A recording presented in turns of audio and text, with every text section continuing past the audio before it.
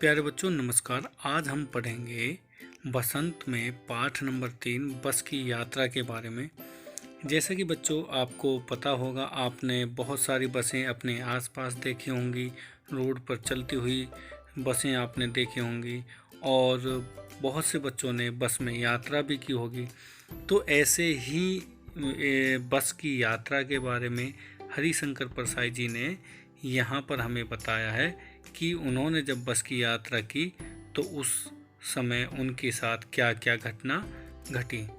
तो उम्मीद है सभी बच्चे इस पाठ में बस की यात्रा पाठ के विषय में जानेंगे और हरिशंकर परसाई जी का जो अनुभव था उस यात्रा के प्रति उसके बारे में हम जानेंगे। तो सभी बच्चे ध्यानपूर्वक वीडियो को देखें और सुने। थोड़ी डिस्टरबेंस आवाज़ की आ सकती है तो उसके साथ थोड़ा मैनेज करें। वीडियो को पूरा अवश्य देखें।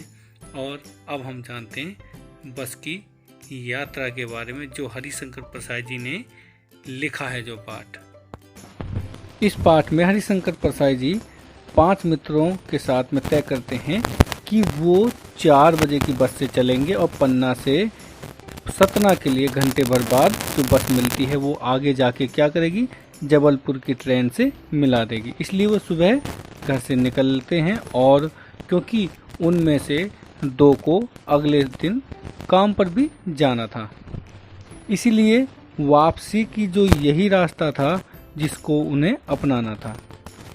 लोगों ने सलाह भी दी कि समझदार आदमी इस वाली बस से सफ़र नहीं करते। तो इसमें उन्होंने जवाब दिया, क्या रास्ते में डाकू मिलते हैं? तो किसी ने बोला, नहीं, डाकू तो नहीं मिलते, लेकिन ये बस है ना जो, यही डाकिन है। तो आगे जब वो बात नहीं मानते और आगे देखते हैं तो बस की तरफ वो जब देखते हैं तो देखते हैं कि बस के प्रति उनकी जो श्रद्धा भाव है वो उमड़ पड़ती है देख के, क्योंकि बस बहुत ही ज़्यादा बूढ़ी स्थिति में थी, या यूं कहें कि बस जो थी वो सदियों साल पुरानी लग रही थी देखने में।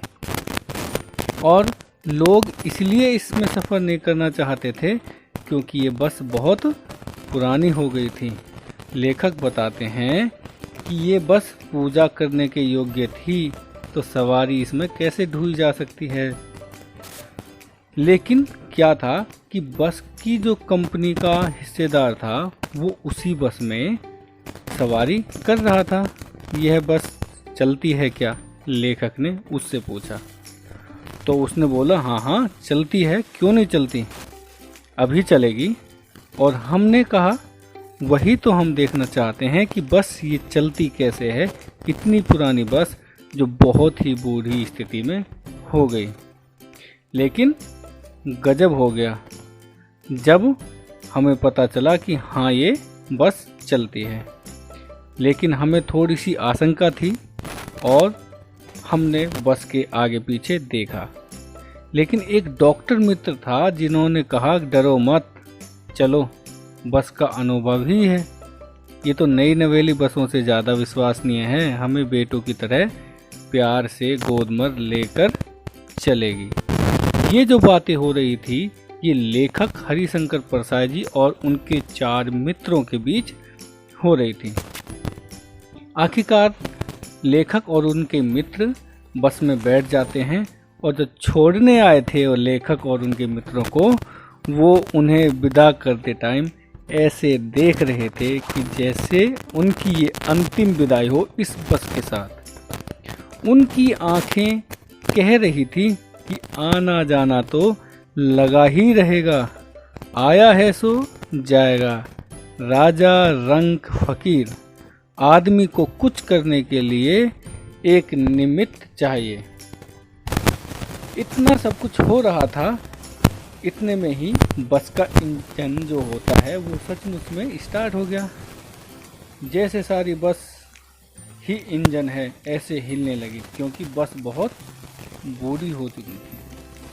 बस में कांच बहुत कम थे, लेकिन जो कांच थे बचे कुचे, अब उनसे हमें बचना पड़ रहा था, ये लेखक बता रहे हैं। लेखक कहते कि हम फौरन खिड़की से दूर सरक गए क्योंकि जैसे ही बस का इंजन चला जो बचे हुए कांच थे वो हिलने लगे और लेखक को डर था कि कहीं ऐसा ना हो कि कांच हमें लग जाए और नुकसान कर दें। आगे बताते हैं लेखक कि हमें लग रहा था कि हमारी सीट के नीचे ही इंजन है, बस चल पड़ती है और हमें लगा कि जैसे गांधी जी का असहयोग आंदोलन और सविनय आंदोलन जो थे उनके वक्त अवश्य ये बस जवान रही होगी। उसे ट्रेनिंग मिल चुकी थी कि हर दूसरे हिस्से का सहयोग कैसे किया जाए और कैसे उसका असहयोग किया जाए। और लेखक बताते हैं आगे कि जब बस चल पड़ी तो ऐसा लग रहा था कि बस की सीट पर हम बैठे हैं। पहले तो उन्हें लगा कि बस की सीट पर हम बैठे हैं, लेकिन बाद में चलते चलते 8-10 मील जब वो आगे निकल गए तो तब उन्हें लगने लगा कि सीट हम पर बैठी है, क्योंकि बस बहुत बूढ़ी थी और बस की जो पुर्जा हिल रहा था।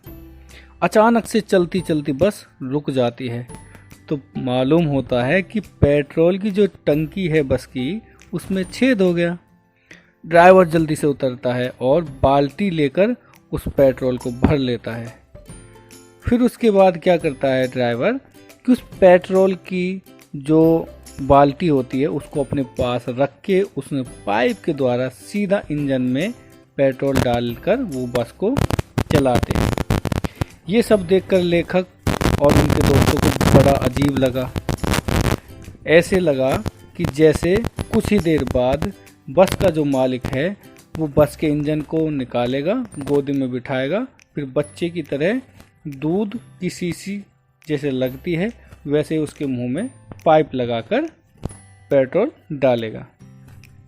चलती रही बस आगे 15-20 की मील की हो गई जब दूरी तय, तो लेखक जो हैं हरिशंकर परसाई जी उन्हें लगता है कि बस की जो भरोसा अब नहीं रहा, उसके अंजर पंजर बहुत ज़्यादा हिलने लगे। अब उन्हें लग रहा था कि कहीं ऐसा ना हो कि इस बस के ब्रेक फेल हो जाएं, स्टीयरिंग टूट जाए। जब वो खिड़की से बाहर देखते थे तो दृश्य बहुत लुभावना था, लेकिन हर बार जब हरे पेड़ उनके पास आते तो उन्हें डर सा लगने लगता। क्योंकि उन्हें लगने लगता कि कहीं ऐसा ना हो कि बस पेड़ से टकरा जाए। चलती रही बस, आगे झील आई तो उन्हें ऐसा लगा कि ऐसा ना हो कि बस इस झील में गिर जाए, ब्रेक ना लगे और गोता खाने लगे। एकाएक फिर अचानक से बस रुक जाती है और लेखक के मन में विचार चल ही रहे होते हैं तो अचानक पता चलता है कि सविनय अवज्ञा आंदोलन शुरू हो गया बस का। क्योंकि जो कंपनी के हिस्सेदार थे वो कह रहे थे कि बस तो फर्स्ट क्लास है जी, बस इत्तेफाक ये है कि इसके जो टायर है उसमें हवा निकल गई। अब होना क्या था, क्षीण चांदनी में वृक्षों की छाया के नीचे बस रुक पड़ी। लेकिन बस की स्थिति को देखकर बहुत ही दया आ रही थी। ऐसे लग रहा था जैसे कोई वृद्ध यानी बूढ़ा थक कर बैठ गया हो।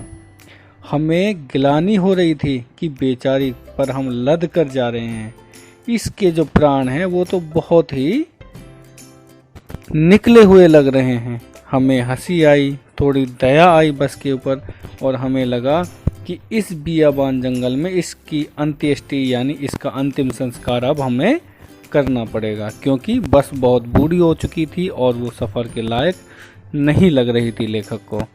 तो आगे बताते हैं लेखक कि इंजन की खराबी जब सही की गई तो बस आगे बढ़ी। धीरे धीरे जब बस आगे बढ़ रही तो अंधेरा हुआ। अंधेरे होने पे ऐसा लग रहा था कि बस की जो वृद्धा बस थी, बूढ़ी जो बस है, उसकी आंखों की ज्योति जाने लग रही है धीरे धीरे। चांदनी में रास्ता टटोल कर चल रही हो जैसे।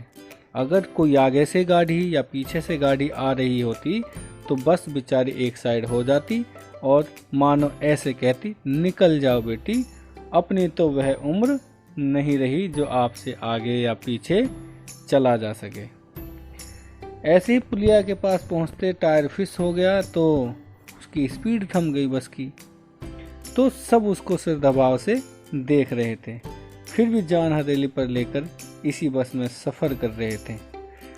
तो इन सब को देखकर इस आदमी के साहस और बलिदान की भावना का सही उपयोग नहीं हो रहा था।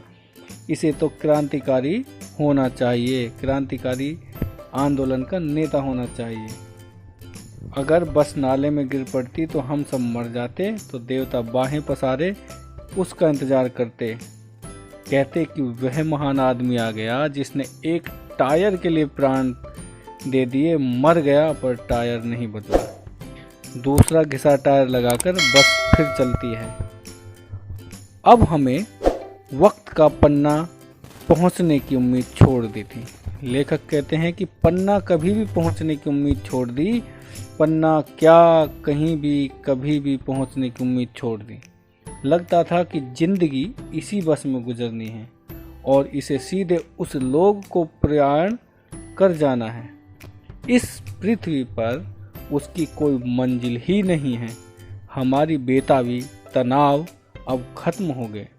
लेखक कहते हैं कि हम बड़े इत्मीनान से घर की तरफ बैठ गए और चिंता जाती रही, हंसी मजाक चालू हो गया। ये था हरिशंकर परसाई जी का एक बस की यात्रा का वर्णन। पाठ को सुन के पढ़ के आपको अच्छा लगा तो लाइक करें, अगले पाठ का इंतज़ार करें, चैनल को सब्सक्राइब करें। उम्मीद है कि आपको अच्छा लगा और आगे भी हम उम्मीद करेंगे कि आने वाले पाठ भी आपको अच्छे लगें। तो थैंक यू, धन्यवाद, बने रहें।